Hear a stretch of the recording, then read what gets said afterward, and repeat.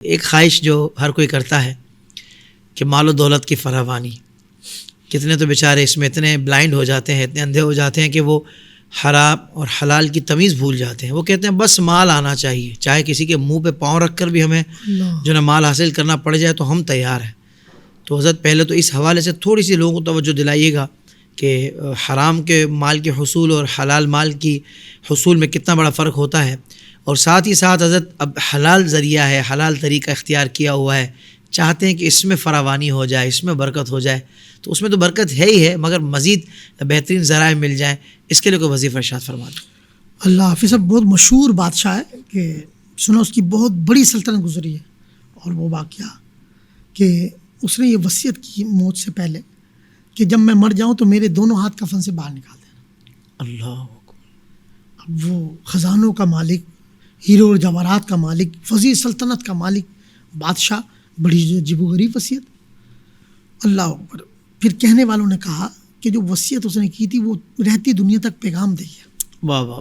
کہ دیکھو میں عرب پتی ہوں، میرے پاس خزانے ہیں، میری وسیع سلطنت ہے، گھوڑے ہیں، میرے پاس ہیرے اور جواہرات ہیں، بہت کچھ ہے، لیکن آج میں دنیا سے رخصت ہو رہا ہوں تو دونوں ہاتھ خالی جا رہے ہیں. تو حافظ صاحب اہل ایمان کو تو یہ کہ سب سے بڑی اس کی دولت یہ کہ وہ ایمان پر خاتمہ ہو جائے، ایمان سلامت رہے. سبحان کسی نے اللہ. صحیح کہا کہ مال سلامت ہر کوئی منگے، ایمان سلامت کوئی نہ ہو. یعنی مال سلامت ہر کوئی مانگتا ہے، ایمان سلامت. جبکہ حضور کے غلاموں کا تو یہ تھا کہ تخت سکندری پہ وہ تھوکتے نہیں، بستر لگا ہے جن کا تیری گلی میں. تو جو حضور کے غلام ہیں، عاشق ہیں، وہ تو حضور وہ تاج اور تخت نہیں چاہیے تھا. کیا بات. مولا حسین نے بھی دیکھیں کیا کیا، تاج اور تخت کے نہیں تھے، آپ نے ٹھوکر مار دی. امام حسن مجتبی نے اپنی مسلمانوں کے دو گروہ میں صلح کرانے کے لیے آپ نے یعنی کہ سلطنت چھوڑ دی. حضرت امیر معاویہ رضی اللہ تعالیٰ کو امیر مقرر کر دیا. کیا بات ہے. تو کیا کہ حافظ صاحب ہم اگر بزرگوں کو دیکھیں گے انہوں نے دولت کو ٹھوکر ماری. تو اللہ کرے کہ ہم اس سے سیکھ جائیں کہ بھائی ہم جائیں گے کچھ بھی نہیں جائے گا، اعمال جائے گا. تو اللہ کرے ہاں اب جو کئی ادارے چلانے، رزق حلال بھی ہے، اپنے خاندان کے غریب لوگوں کی مدد کریں، سادات کی خدمت کے لیے آپ مال و دولت کی تمنا رکھ لیں، حضور کی دکھاری امت کی خدمت کریں. ہمارا سیلانی ویلفیئر کر رہا ہے، کئی ادارے کے دعوت اسلامی میں FGR کر رہا ہے. تو کئی اس طرح آپ ماشاءاللہ IDS پہ دیکھیں لاکھوں روپے کے خرچ آتے ہیں، کروڑوں میں چلے جاتے ہیں سال میں. تو یہ اب اچھی نیت کے ساتھ کہ میں دین کی خدمت بھی کروں یا میری جائز حاجات پوری اور سال میں حج کروں، رمضان مدینے میں ہو، تو اچھی تمناؤں کے لیے مال و دولت ہے. میرا گھر ہو اور میں اس کے ساتھ دسترخوان بھی لگا دوں، غریبوں کو کھانا بھی کھلا دوں. اگر اچھی اچھی نیتوں کے ساتھ کریں گے تو یقین کریں مال بھی مل جائے گا. واہ واہ واہ. اور یقین جانیے صدقہ جاریہ بھی ہوگا اور آپ رہتی دنیا تک قوم کو پیغام بھی دے جائیں گے. اللہ حافظ صاحب یہ اس کے لیے بہترین وظیفہ. اور یقین کریں آج آپ کے میں IDS پر فرسٹ ٹائم یہ سینوں کا راز عرض کر رہا ہوں، وظیفہ بتا رہا ہوں. اس میں اعظم بھی ہے، عطا ہو جو پڑھے گا.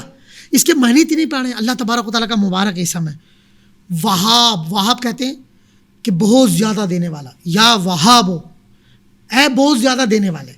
حافظ صاحب دیکھیں نا بار بار کہتا ہے آپ کے پاس کوئی نوکری کرتا ہو، بولو یار میرے سیٹھ صاحب، میرے CEO، میرے آقا، میرے حضور، میں پریشان ہوں، میں مشکل میں ہوں، یا آپ کو بار بار کہے اللہ نے آپ کو بڑا نوازا ہے. آپ سمجھ رہے ہیں وہ کیا کہنا چاہ رہا ہے. اسی طرح فقیر، ہم فقیر بن کے اللہ کو کہیں گے کہ اللہ بہت زیادہ دینے والے. یا وہا، یہ ہا کے اوپر تجدید ہے، ٹھیک ہے، تو ہا کو 2 مرتبہ پڑھا جائے گا، یا وہا بو باقش بو، تو یہ معروف ہو جائے گا.